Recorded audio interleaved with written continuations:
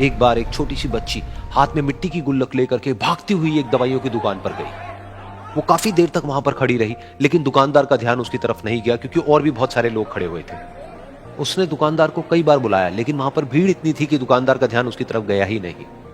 और फिर उस बच्ची को थोड़ा सा गुस्सा आया तो उसने अपनी मिट्टी की गुल्लक लेकर के वहीं काउंटर पर जोर से रख दी, जिसके बाद में जो दुकानदार था और जितने भी लोग खड़े थे वो सब उस बच्ची की तरफ देखने लग गए। और फिर उस दुकानदार ने उस बच्ची से पूछा, बेटे आपको क्या चाहिए? तो वो बड़े ही भोलेपन से बोली कि मुझे एक चमत्कार चाहिए। ये सुनकर के दुकानदार को कुछ समझ नहीं आया, ना ही वहां पर जो लोग थे उनको कुछ समझ में आया, और सब उसकी तरफ देखने लग गए। फिर दुकानदार ने बोला, बेटे चमत्कार तो यहां पर नहीं मिलता है। तो बच्ची को लगा कि वो उससे झूठ बोल रहा है, तो बच्ची ने कहा कि मेरी गुल्लक में बहुत पैसे हैं, आप बताओ आपको कितने पैसे चाहिए, लेकिन मैं आज यहां से चमत्कार लेकर के ही जाऊंगी।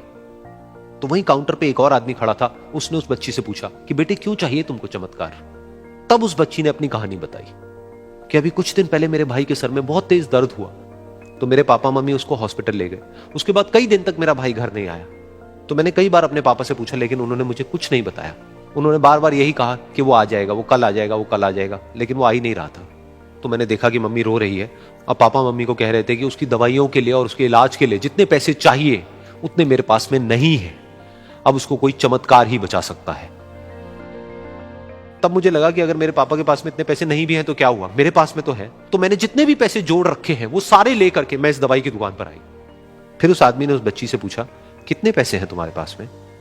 ये सुनते ही उस बच्ची ने अपनी गुल्लक उठाई, जमीन पर फेंकी और तोड़ दी, और पैसे गिनने लग गई। बाकी सब लोग खड़े होकर के उसको देख रहे थे। थोड़ी देर बाद उसने सारे पैसे अपने हाथ में इकट्ठे किए और बोली, मेरे पास में पूरे 19 रुपए हैं। वो जो आदमी वहां पर खड़ा था वो थोड़ा सा मुस्कुराया और बोला कि अरे तुम्हारे पास में तो पूरे पैसे हैं, इतने का ही तो आता है चमत्कार।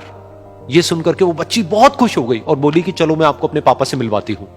बाद में पता लगा कि वो आदमी कोई आम आदमी नहीं था, बल्कि एक बहुत बड़ा न्यूरोसर्जन था, और उसने सिर्फ 19 रुपए में उसके भाई की सर्जरी करी, और कुछ ही दिन बाद वो ठीक होकर के घर वापस आ गया। फिर कुछ दिन बाद वो बच्ची, उसका भाई, उसके पापा, उसकी मम्मी चारों एक साथ बैठे हुए थे और बात कर रहे थे। तो उसकी मम्मी ने उसके पापा से पूछा कि अब तो बता दो ये चमत्कार आपने किया कैसे? तो उन्होंने अपनी बेटी की तरफ देखा और बोले, ये चमत्कार मैंने नहीं, इसने किया है।